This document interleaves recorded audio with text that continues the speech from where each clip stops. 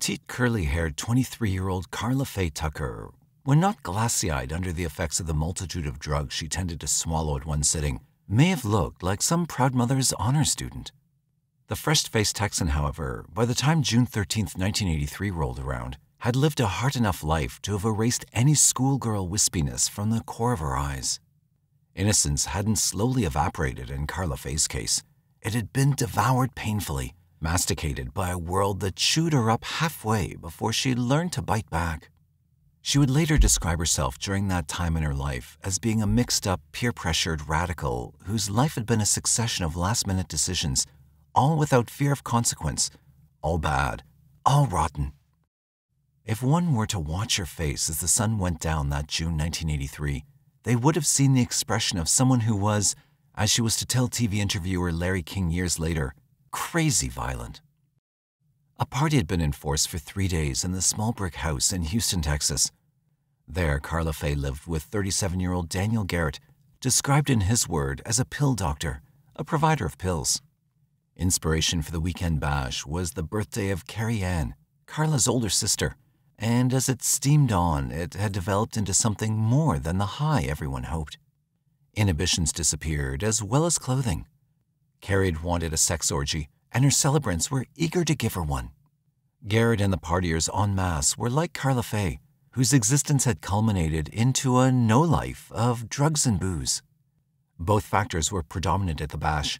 Beer, whiskey, and tequila provided the means to wash down the dessert tray of Placidillus, Dilaudid, Valium, Mandrex, and more.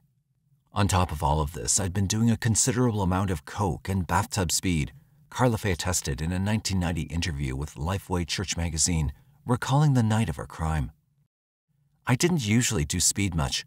Heroin and downers were my preference because I'm a very hyper person and doing speed always skitzed me out and made me go crazy. That night we were cooking speed and we started shooting it because it was there, and I loved the needle in my arm, what one would call a needle freak. Much of the talk at the party centered around the recent marital breakup of mutual friends Sean and Jerry Lynn Dean. Dismal, Sean attended the party, beaten with a busted nose and lip. She'd left her biker husband a week earlier after he'd physically abused her for what would turn out to be the last time. Because Sean was Karla Faye's best friend, the latter stewed throughout the evening, threatening to drive to Jerry's apartment to beat him up.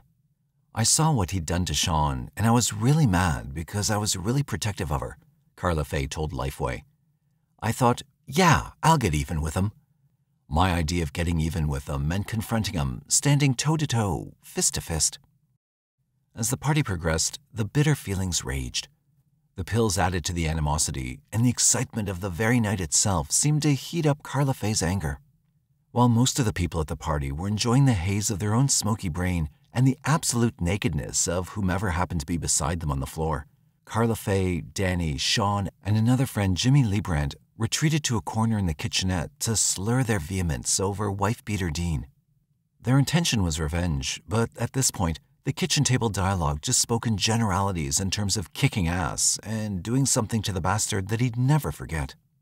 Eventually, Sister Carrie and her friend Ronnie joined the conversation, and the threats melted into sardonic laughter, eventually fading into idle tough talk that dissipated as the last of the capsules were downed and the final inhalations of the final joints were savored. Danny had to leave the party mid-evening, Sunday, June 13th, to go to work. He was a bartender at a local gin mill and had spent the last couple of hours sobering enough to perform his job half-consciously. Karla Faye drove him the few blocks, promising to pick him up at 2 a.m. when the tavern closed. When the couple left the house, they bid goodbye to the few who sauntered out with them for home, giggling at the lost weekend, and stepped over the remaining half-nude bodies passed out on the floor. There was no need to awaken them. After dropping off Danny, Karla Faye returned to find Sean more down than ever. She'd sunk into a reverie of love and hate for her husband. A bottle of tequila askew on her lap, she whimpered to Ronnie and anyone else caring to listen how she wanted him taken care of and that she still adored him. At last she slumbered, a half-scorn and half-smile taunting her lips. Ronnie fell asleep beside her. Carrie soon announced that she needed to go out and make some money. She was a prostitute and knew the corner in that part of town where pickups were a cinch and teetered outside in that direction. Waiting for Danny to finish work, Karla Faye and Lee Brent resumed their loathing of Jerry Lynn Dean. Karla Faye's dislike for the 27-year-old Dean stretched back several months when she first moved here to the Key Point district in Houston. She knew that Sean had married the man on a fling, and the first time she brought him over turned out to be the first time Karla Faye hated him. Arriving home after being gone all day, she found that Dean had had the nerve to roll his Harley-Davidson inside her home for safety's sake. Never a candidate for Good Housekeeping's Woman of the Year, Karla Faye nevertheless angered to see the motorcycle with its dripping oil pan leaning against her television set and emanating stale fumes. Despite Sean being her friend, she asked the couple to leave. Words passed between the biker, and Karla Faye then simmered for the presence of Sean. Since that time, the few instances Karla Faye and Dean met by chance brought locked horns. It was a personality clash. The girl simply disliked him. He disliked the girl. As Karla Faye admitted to Lifeway, they fought to fight. One time he was sitting in his car outside and I punched him in the eye for just being there. The relationship grew irreparable. Sean continued to see her girlfriend against her husband's wishes, adding to the feud, and Dean used every chance he could to deride Karla Faye to his wife. Sean, never one to keep secrets, even confessed to the other that hubby had come across a picture she owned of Karla Faye and her mother that he seemed to take great pleasure in stabbing through with a butcher's knife. Just before 2 a.m., Jimmy Lee Brandt joined Karla Faye to fetch live-in Danny at work. Outside, the weather cooked, still crisp from a humid day. Maybe some of the effects of that weekend's binge were beginning to wane, but both were beginning to notice little things like the hot night wind that blew across their noses or the supreme quietude of Key Point tonight. By moonlight, Key Point looked more dingy than ever, and they laughed at that fact, resolute in their positions in life. But neither was in a jocular mood. Both were wired. Getting into her bomb of a car, Karla Faye expressed her desire to strip and dive into the water-filled quarry across the street, to flail, kick, bust out, to move. Jimmy, too, said he wanted to leap from his skin. Jimmy's bones remained in his hide, and Karla Faye remained in her jeans. Instead, she drummed the motor and pointed its trembling hood ornament in the direction of the bar where they knew Danny was just locking up. "I have an idea," Danny chuckled as he slid into the passenger seat beside his woman. "Been giving the situation some thought, and I say we go, tonight, now, to steal the son of a bitch's Jerry Dean's bike." The other two awed at the idea. They knew that there was no greater insult to a biker than to mess with his machine. On the way home, they discussed their plan. They'd go tonight while the idea was fresh and, let's face it, while they were still pent up with vengeance. Karla Faye knew Dean's apartment well on the ground floor of one of those cheap dumps down the road that looked more like a transient hotel than an apartment building. The kind of neighborhood, like Key Point, where cops preferred not to cruise unless they really had to. The joint would be easy to break into, and Dean would probably be fast asleep by now. He was known to smoke a couple of joints before hitting the hay to relax. More than likely, he'd be fast asleep. Back at their place, they found Sean wide awake again, though drowsy. She concurred that her husband would be counting Z's, and when hearing the details of their raid, wished the would-be robbers good luck. It would teach the bastard a lesson, she said. Danny, Jimmy, and Karla changed clothes, dressing entirely in black. On their way out the door, Danny directed Jimmy to grab a shotgun he kept hidden under the sofa. Once in the car, Danny took a .38 from the glove compartment and dropped it into one of his boots. The weapons, Karla Faye later explained, were meant for protection in the area they were headed, not to use against anyone. At that time, she continued, they had no intention to kill Jerry Lynn Dean. Drawing their auto aside, lights off, into the lot adjacent to Dean's front door, the trio emerged. Karla Faye noted that the street out front of the place was dimly lit. "We might not even take the damn thing tonight if there are any people roaming around outside the halls or something," Danny told them. "But we have to case the joint first. At least we'll get a fairly good look to see how easy the bike'll be to steal." Danny ordered Jimmy to remain outside to keep an eye out for cops while he and Karla Faye would attempt to snap the front door lock. Keeping with the shadows, they approached the front door. The light overhead the awning was out, which was good, and Danny wiggled the doorknob with his hand. Pushing it inward with a grunt, something clicked and the door swung inward. The couple edged in, nudging the door closed behind them. It wedged against the jamb, having tilted under Danny's stress. In the dark, they knew they'd hit gold, for they could detect the rancid odor of gasoline mixed with the stale leather and cold metal. The smell meant motorcycle. Yet they waited before proceeding further into the room. From the hint of a foyer, they held their breath to listen. No sound. No sound. Peering into the darkness, the shadows petrified. No movement. No movement. Danny's fingers grappled his jacket lining for the flashlight somewhere in an inner pocket, then pointed its beam straight ahead. Silver handlebars of a motorcycle glistened. Even in the tangerine light, one could see they were highly polished. Moving down, the ray caught the signature in chrome decorating the gas tank. Harley Davidson. The rod was partially disassembled. One wheel and other parts lie strewn on a dirty tarpaulin stretched across the floor. Karla Faye, her eyes following the meager beam of light as Danny ran it past various angles of the room, scorned at the filthiness of the apartment. Danny's living room not only smelled like a garage, it looked like one. An open toolbox lay beside the bike, a potpourri of greasy tools left out of place, scattered everywhere, even on some of the furniture. She couldn't figure out why he would need a shovel and a pickaxe, but those two instruments leaned against the farthest wall. At first she was disappointed to find the bike in pieces, but then quickly reasoned that since it was impossible to steal the bike in whole, she could just as easily cripple the renovation job Dean obviously took great pride in by snatching some of the main components. Her thoughts barely manifested when a square of light pierced the blackness from a doorway beside them. Karla Faye gasped. It was Dean's bedroom, and he'd flicked on the light. Staring, waiting for his hulk to fill the doorway, the intruder saw the foot end of a bed protruding into view and could hear the squeak of its mattress. "Who the hell is out there?" Dean's all-too-familiar growl. Karla Faye felt herself waver. One foot aimed for the front door, the other toes dug in defiantly for a fight. Her hands clenched into fists.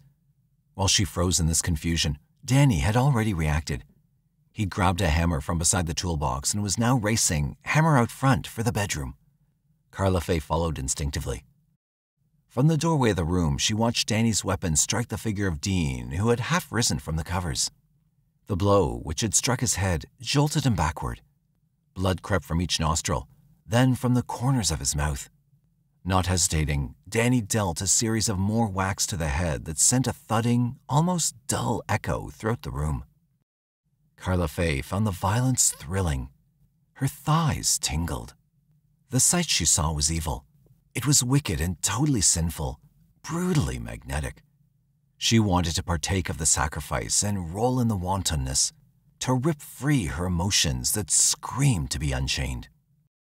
Danny's bludgeons continued, for he seemed to be releasing his own frustrations.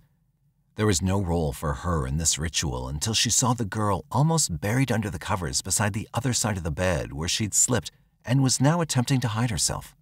Sean's whelps, still black and blue, and already he'd got a tramp in bed.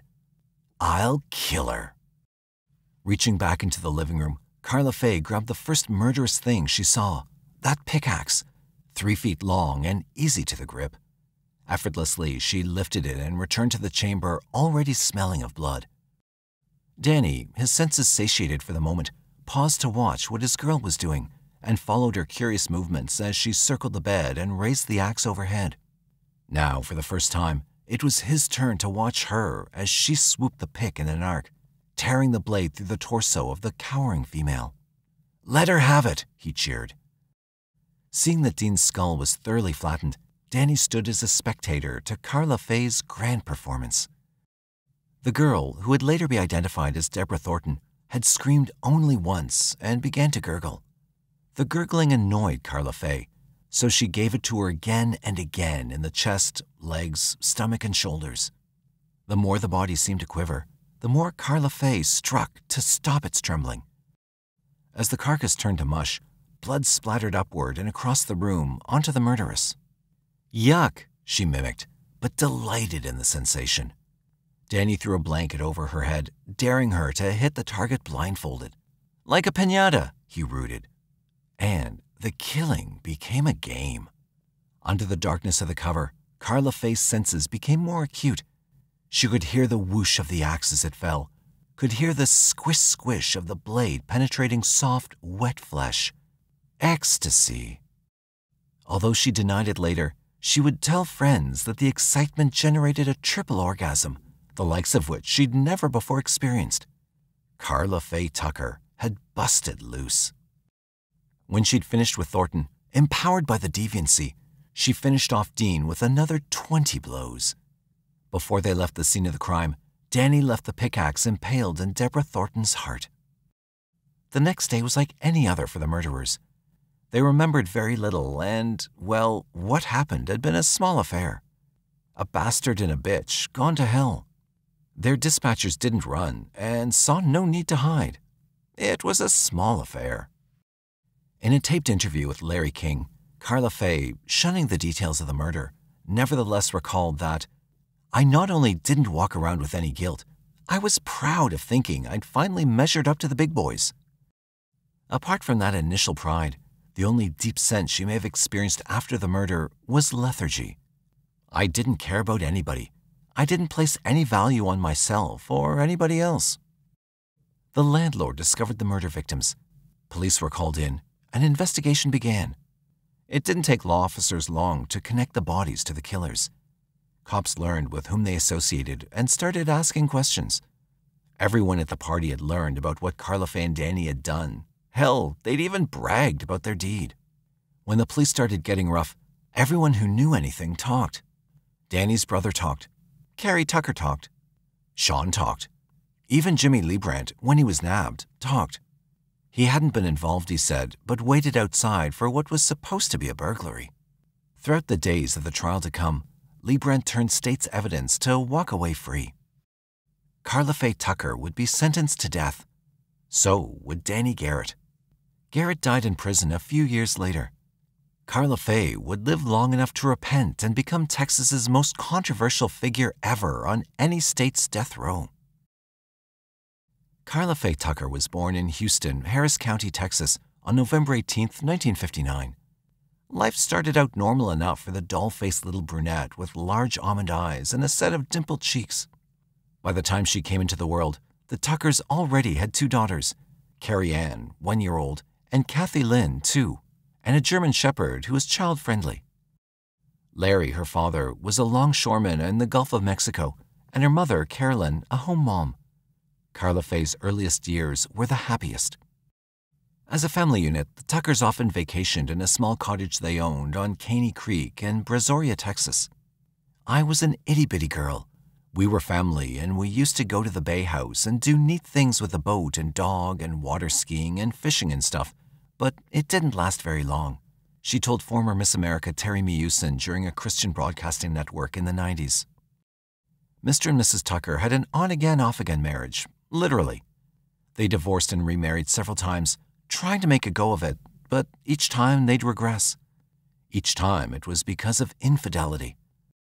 The 3 daughters felt the sting of the breakup, only to rejoice at the reunions, only to be torn asunder again when their parents' union did so. When Karla Faye was 10, the final dissolution took place. It was messy. "I don't know why my parents divorced. I was too young to know," she told Lifeway Church magazine, which featured her story in a 1990 edition. "My dad got custody of us girls, and we all wanted to go with Mother. My father couldn't control us real good. He tried to discipline us, but we were just too much. Just too much." The divorce only added to a number of personal problems Karla Faye was already experiencing at a young age. For one, she'd always felt like the ugly duckling between 2 blonde-haired, blue-eyed, fair-skinned siblings. Also, she was extremely self-conscious about a large birthmark on her arm. She found it hard to communicate with other kids in school and those who played up and down Hewitt Street where she lived. During the final divorce proceedings, which seemed like an eternity to a young child caught up in the midst of the battle, Karla found out exactly why she did not look like Carrie and Kathy. Her mother admitted to her that she was the result of an extramarital affair. Even though her father had accepted Karla Faye as his own, the 3rd daughter from that moment on never psychologically could convince herself that she belonged to the Tuckers, as real kids Kathy and Carrie belonged. Karla Faye Tucker wanted a family, so she did what all the other children do when their own isn't definable. looked for one elsewhere. By the time she was 10 years old, she'd been smoking marijuana for nearly a year, a recreation introduced by her sisters. Finding that Mary Jane was not companion enough to make her feel like the someone she wanted to feel like, she tried the harder stuff. Before she was 11, she was shooting heroin. The influence of others' peer pressure, Karla Faye explained to Ms. Mewson. My sisters were into drugs, and they had a friend who was older. They always hung around with older people. There were a lot of drugs. There was sex, too, at an age when other girls still played with dolls. Because she went where her sisters went, she began hanging out with the same crowd. The clique largely consisted of bikers, chief among them a neighborhood gang called the Bandits. This club often conducted drug fests that ended in orgies. Karla Faye, present at some of these parties, even though initially not a participant, took mental notes wide-eyed and, in the process, learned that the birds and the bees could make quite an interesting study. Her first contact with sex came when she was 12. One evening, she happened to stop by one of the members' houses looking for her sisters, who she discovered weren't there. The biker talked her into joining him on a high. After they shot up, he took her for a ride on his bike to a secluded spot where he had his way with a preteen. She liked it and learned that sex on high was the ultimate trip. She had found a family. It brought her bright colors, a buzz in the head, and a warm feeling all over her body. And a sense of belonging. Dysfunctionality roared. Under her father's custody, Karla Faye was expected to walk the straight and narrow, but he was rarely home to supervise. He worked 2 shifts, was gone late into the evening, and his daughters took full advantage of their liberty. Karla Faye dropped out of school in the middle of the 7th grade without much parental disapproval. When in her mother's care, the straight and narrow often curved, like the time her mother discovered the girl sneaking a Mary Jane in her bedroom. Instead of lecturing the adolescent as her dad would have done, Mrs. Tucker scolded her for her inability to pack a smooth joint, then instructed her on the fine art of rolling. Then again, consider Mama Tucker was not June Cleaver. To make ends meet after the divorce, she drifted, if at first hesitantly, into prostitution. Being yet in her 20s and still blossoming as a noble housewife, she found her place in the profession of the call girl a lucrative one. She was the girl next door, oozing temptation. When Carolyn Tucker inherited a Karla Faye, whom her ex-husband could no longer handle, she may have at first worried how she could carry on her productive trade from her Genoa, Texas apartment in the presence of a teenager. Evidently, according to Karla Faye, Mama devised a solution beneficial to all. Karla was to testify later, "My mother took me to a place where there was all men and wanted to school me in the art of being a call girl. I wanted to please my mother so much. I wanted her to be proud of me. So instead of saying no, I just tried to do what she asked. The thing is, I knew deep down inside that what I was doing was wrong." Karla Faye Tucker became a prostitute at age 14. After a while, it no longer seemed sordid, especially when she accompanied her mother, as an inveterate rock groupie, on concert tours state to state. Highlights of this period included personal meetings with the Allman Brothers, the Marshall Tucker Band, and the Eagles. For a teenager who didn't know how to handle it and hadn't heard of the word moderation, life was enchanting. Never mind that the speed and the booze might catch up. When Karla Faye was 16, she met and wed Stephen Griffith, a mechanic. On the surface, the marriage appeared happy. Griffith thought it was. He liked his wife's tomboyish quality, her feistiness, and even though they fought constantly, he always saw her more as a friend first, which he considered healthy in any marriage. She wasn't one to hold in her feelings. He appreciated that. "We fist-fought a lot," he told the Houston Chronicle. "I've never had men hit me as hard as she did. Whenever I went into a bar, I didn't have to worry because she had my back covered." But underneath, wifey fidgeted. The things she and Griffith did together, get high, get drunk, make love and war, all were old hat to her. She needed to be free, to let the colt run and maybe run around in circles until it was daft. But at least the result would be her choice, not her mother's, not her father's, not her sister's. She left Griffith. It was then that she met her friend Sean Dean, who in turn introduced her to Danny Garrett. Working late hours as a prostitute in Key Point, Karla Faye found Garrett an easy companion. She was free to run around in those circles. More so, Garrett asked no questions and respected her career. Better still, he sustained her habit of pills and powder.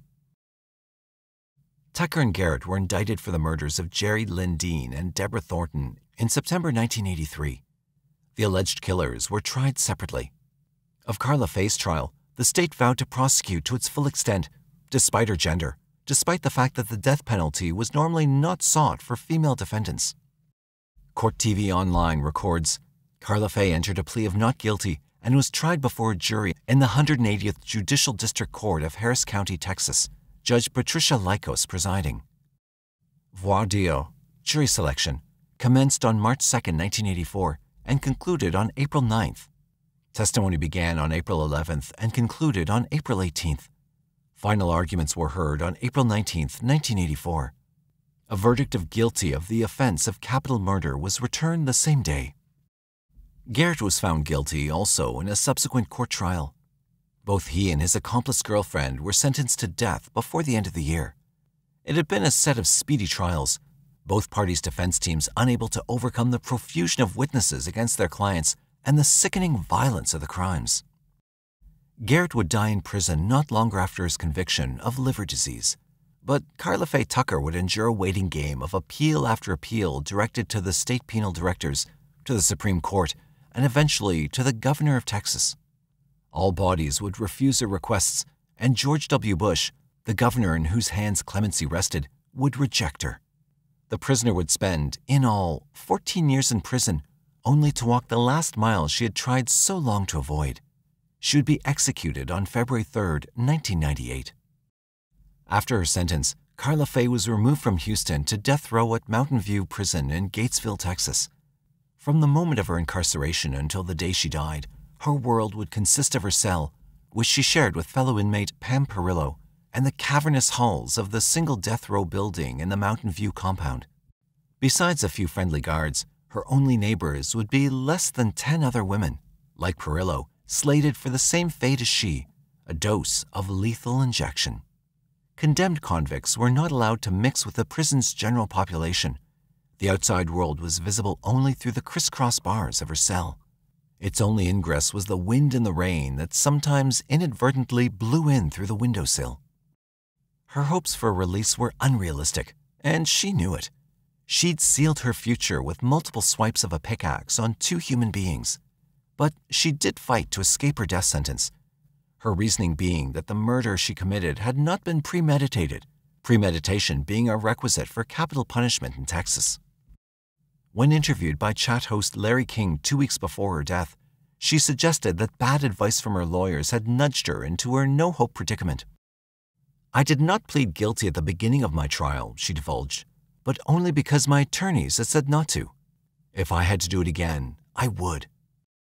Had she pleaded guilty at the outset, the messy revelations of the trial would have been avoided, all the bad press and past digging, and she may have, she believed, drawn a maximum life sentence term. After all, she'd already confessed before the trial began. As she told King, "Up to that point, I had already admitted what I did, already told the truth about everything." Early attempts in 1984 by Karla Faye's lawyers for a retrial were denied by Judge Lykos. Further remonstrations to the Court of Criminal Appeals to overrule their client's conviction and sentence fell on equally deaf ears in 1987 and 1988. On June 25, 1989, the U.S. Supreme Court turned down her motion for appeal. In the face of these disappointments, Karla Faye and her representing legal team utilized every lawful channel open for them to rescue her. The 1990s were to be her battleground, a time when the nation was leaning to be more aware of the rights of man, and the tonsils of the media were sprayed heavily with the mouthwash of political correctness. Reform groups in every state that practiced capital punishment upraised religious and government spokespersons from among their cities to preach the cruelties and horrors of the electric chair, the gas chamber, and the needle. Karla Faye and her plight became controversial. Not only did factions question her legal right to die, they claimed that the court never proved premeditation. But while she waited to die, Karla Faye Tucker had found religion. Even her doubters admitted that her attitude had vastly changed from the rebellious thing she had been when first hauled into court. As her battle for life waged on, two sides of the story emerged. While one side quipped that anyone on death row would pose religiously to save their neck, the other answered that that surface kind of faith could not endure above bitterness, but that, in truth, she continued to spiritually grow. But Texas, a state known for its firm ground stand on capital punishment, didn't waver, even though its antagonists reminded the state that it hadn't executed a woman since the Civil War. Tucker repeatedly sought an evidentiary hearing in the trial court to address the issues raised in her earlier petitions, arguing that the affidavits submitted by trial counsel were wholly insufficient. In February 1992, Judge Likos rejected the request for a new hearing. Rather, she set a tentative date, June 30th, for execution. A month later, the defense, a pair of new lawyers, won a victory to stay the execution through the Court of Appeals to give them more time to protest the latest rulings. On June 22nd, Court TV resumes. The Texas Court of Criminal Appeals ordered that an evidentiary hearing be conducted, at which time the applicant will have an opportunity to prove allegations 10 through 12 of the amended petition. The allegations cited that Jimmy Liebrandt, who had been with Garrett and Tucker the night of the murder, and who had walked away free, had committed perjury on the stand. Although the order directed Judge Likos to hold an evidentiary hearing based on the perjury claims, 3 judges of the Court of Criminal Appeals were of the view that an evidentiary hearing should also be conducted on the ineffective assistance of counsel claims. On July 6 and 7, 1992, the partial evidentiary hearing was held before Judge Likos, who made it clear that the hearing was limited solely to the evidentiary matters relating to James Liebrandt. On November 19, 1992, the judge filed her supplemental findings of fact and conclusions of law and order, which was submitted to the Court of Appeals. This report addressed all the claims contained in applicants' pleadings, even though a hearing was held only on the claims relating to James Liebrandt. In the meantime, even though a response from the appellate court had not yet been returned, Judge Likos again ordered an execution date for Karla Faye Tucker. Members of the appellate court, in turn, crushed the order and directed Likos and the Department of Corrections to honor the stay of execution in effect until they'd made their decision on the findings of the evidentiary hearing. It took many months for an answer to come from the Court of Criminal Appeals, but when it did, it was bad news for the supplicant. They would not alter the initial verdict after all. Simultaneously, they lifted her stay of execution. Judge Likos's handling of the evidentiary hearing, coupled with her drive to schedule a date for execution, riled those in the nation who were campaigning hard against capital punishment to begin with. With the clock winding down, Karla Faye's lawyers utilized the little that was left them for reprieve, doubtlessly hoping that the clamor of public sentiment might aid their cause to commute her life sentence. They appealed once again to the Texas Appellate and the district courts in Houston to challenge the constitutionality of the state's clemency procedure, says Court TV Online. In the 155-page court document, Tucker's lawyers repeatedly stressed that she was fully rehabilitated and posed no future threat to society. Attached to this petition were sizable documents supporting the premise that, during the years of her incarceration, she'd become a socially safe and faith-conscious citizen. Included in the package were testimonies of various professionals and laypersons who had encountered Karla Faye throughout the trial and imprisonment process. These people offered their opinion on her readjustment to normalcy, her religious conversion, and her present character. Witnesses on her behalf included, among others, a psychiatrist, a drug abuse expert, a deputy sheriff, and a prison chaplain. Some clinicians seriously doubted that she really knew what she was doing the night of the murder because of the drugs she'd taken. Others claimed that her formative years led her head-on into a crash course of some kind that could not have been avoided. Underscoring the message of the petition that she was now a God-fearing human being and model prisoner, Karla Faye herself wrote a letter addressed directly to the Texas Board of Pardons and Paroles and Governor George Bush. Both parties had control over her fate, although the governor would lack the power of clemency without the majority affirmation of the board. The following is the letter, excerpted. I am in no way attempting to minimize the brutality of my crime. It obviously was very, very horrible, and I do take full responsibility for what happened. I also know that justice and law demand my life for the 2 innocent lives I brutally murdered that night. If my execution is the only thing, the final act that can fulfill the demand for restitution for justice, then I accept that. I will pay the price for what I did in any way our law demands it. It was 3 months after I'd been locked up, when the ministry came to the jail and I went to the services, that night accepting Jesus into my heart. When I did this, the full and overwhelming weight and reality of what I'd done hit me. I began crying that night for the first time in many years, and to this day, tears are part of my life. 14 years ago, I was part of the problem. Now, I'm part of the solution. I've proposed to do right for the last 14 years, not because I'm in prison, but because my God demands this of me. I know right from wrong, and I must do right. I don't really understand the guidelines for commutation of death sentences, but I can promise you this. If you commute my sentence to life, I will continue for the rest of my life on this earth to reach out to others to make a positive difference in their lives. I see people in here in the prison where I am who are here for horrible crimes. I can reach out to these girls and try to help them change before they walk out of this place and hurt someone else. I'm seeking you to commute my sentence and allow me to pay society back by helping others. I can't bring back the lives I took, but I can, if I'm allowed, help save lives. That is the only real restitution I can give. The parole board was unmoved. Governor Bush was unmoved. On January 28, 1998, the appellate court denied clemency for Karla Faye Tucker. Her execution was scheduled for the coming week, February 3rd. Evangelist and author Linda Strom often visited Karla Faye Tucker throughout the last decade of her life at Mountain View's death row. Strom's recently published book, Karla Faye Tucker, Set Free, relates the inmate's ongoing conversion to religion and attests that Karla Faye died fully repentant of her crime. According to Strom, Karla Faye had found what she called the power of forgiveness while still in Harris County Jail, Houston, awaiting her sentencing.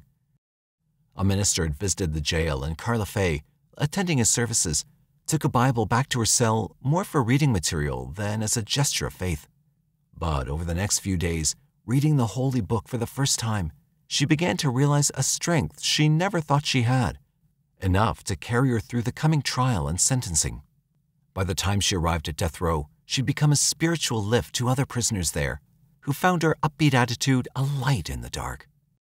Recalling Karla, Strom writes, "Not only did Karla see people, she listened to them with her head and her heart.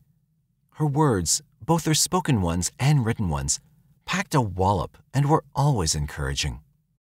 In 1995, Karla Faye married Dana Lane Brown, a member of a prison ministry group. Because she was on death row and not permitted to attend ceremonies, Brown married her through a proxy in Waco, Texas. The event drew media attention because of the notoriety of capital punishment, Karla Faye being its inherent spokesperson. She'd already been the subject of much print expended on the cause from columnists, women's rights activists, and politicians, both for and against the issue. During her confinement, she'd been visited by various celebrities who believed her conversion to be genuine, including ex-Miss American broadcaster Terry Musin and author of Dead Man Walking, Catholic nun Sister Helen Prejean. Newt Gingrich championed her cause, and so did evangelist Pat Robertson. Robertson tried for 5 years to remove her from death row, his efforts culminating with a plea for her life on a live television broadcast. At a press conference hosted by the Christian Broadcasting Network, he said, "I am one who supported the death penalty for hardened criminals, but I do think that any justice system that's worthy of the name must have room for mercy. In the case of Karla Faye Tucker, she is not the same person who committed those heinous axe murders. She is totally transformed, and I think to execute her is more an act of vengeance than it is appropriate justice." A frequent and surprising visitor to Mountain View Prison was Ron Carlson, brother of Karla Faye Tucker's female victim, Deborah Thornton. At first a rabid crusader for her death, Carlson, like Tucker, found religion and, in the interim, absolution. His story is highlighted in the 1999 video, The Power of Forgiveness, produced by Gateway Films and presented by Vision Video. The documentary traces Carlson's life, his experiences from the anguish he suffered when first learning of his sister's murder, and climaxes when he visits an unexpected Karla Faye Tucker in prison. It made me sick to know what they did to my sister. Carlson recalls his feelings the day after the killing. The bodies were mutilated, some 25 to 30 puncture wounds on each body. My sister was in the wrong place at the wrong time. He remembers months of wishing, night and day, that he would someday have the opportunity to kill Karla Faye. He wished he could have her at his mercy, with a pickaxe in his hands. Already having experimented with drugs, the loathing drove him deeper into the practice until his life no longer resembled what it had been before the tragedy. He stated, "I knew I had to do something with the hatred and the anger that was within me. It was consuming me." Strangely, as did the woman he despised, he found his faith in the Bible. Reading about the crucifixion of Christ, he realized the reality of the tests everyone is put to in this life. "I learned that if I want to be forgiven, I must learn to forgive," he attests. Seeking an audience with Karla Faye, who hadn't known who he was until he identified himself, he leaned towards the plexiglass window which separated inmates from their callers, then gently told her who he was and that he forgave her for what she'd done. "She cried," says Carlson. From that one visit, they became friends. He visited her often at Mountain View. The video also examines the flip side of this human reaction through Deborah Thornton's husband, Richard. Until the day Karla Faye was executed, Richard was her most outspoken adversary. On the day she died, he led a group of friends and relatives to the walls beyond the prison to cheer and jeer. Handmade signs held aloft directed the condemned inmate to "Have a nice day, Karla Faye." To a cluster of reporters, Richard appraised the situation. "This is the day Karla Faye Tucker will die. This is Deborah Thornton Day. What goes around, comes around." And of her religious conversion, he scoffed. Pointing to the crowds behind him, he replied, "If every one of you were to get transcripts of the 1994 trial and compare it to what Karla Faye Tucker says today, you'd have no problem understanding that that woman is lying." In late afternoon, February 3, 1998, Governor George W. Bush closed the door on the last breath of hope for Karla Faye. He denied a 30-day delay to the execution set for later that evening. A press release issued from the governor's mansion stated, "Many people have contacted my office about this execution. I respect their strong convictions, but Karla Faye Tucker has acknowledged she's guilty of a horrible crime. She was convicted and sentenced by a jury of her peers. The role of the state is to enforce our laws. The courts, including the United States Supreme Court, have reviewed the legal issues in the case, and therefore I will not grant a 30-day stay. May God bless Karla Faye Tucker, and may God bless her victims and their families." Karla Faye Tucker died an hour later. In preparation for her death, while the reprieve from the governor was still pending, officials removed the prisoner from Mountain View and delivered her by plane to Huntsville State Prison, where the state's execution chamber is located. Chatting briefly with reporters, she remained what CNN U.S. News termed upbeat, dining on a last meal composed of a banana, a peach, and a salad. With her were her husband Dana Brown and a few family members and friends.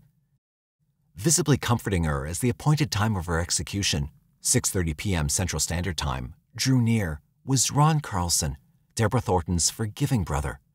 Dressed in the white uniform of Mountain View, Karla Faye had declined to don the orange work suits usually worn by condemned prisoners in Huntsville. Relaying her to her death would be a lethal injection, a blend of quick-acting barbiturate and paralytic drugs fed intravenously. Texas, which adopted this form of capital punishment in 1977, is one of 27 states employing it.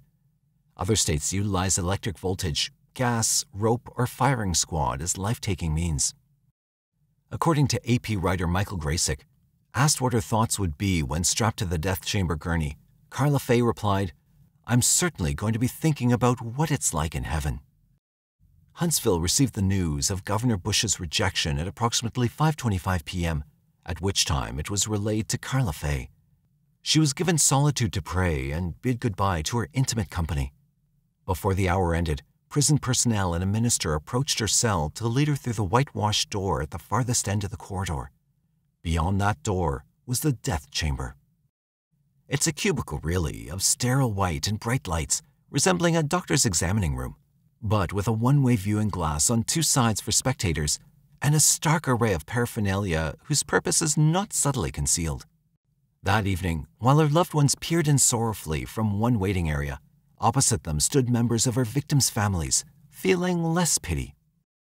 Allowed a moment for last words, she sat on the gurney to which, in a few moments, she'd be bound with leather restraining straps, and addressed reflective windows, knowing that beyond their glare waited and watched those with tears and those without. I would like to say to all of you, the Thornton family and Jerry Dean's family, that I am so sorry. I hope God will give you peace with this. She then whispered a farewell to her husband and thanked the warden for his kindness to her in her last hours. Even as she was uttering her final goodbyes, the attendants were already attaching the tubes to her wrists and buckling her. When she was finished, Ms. Tucker closed her eyes, licked her lips, and appeared to say a silent prayer, Graysick noted. She coughed twice, groaned softly, and went silent as the drugs took effect. Karla Faye busted loose.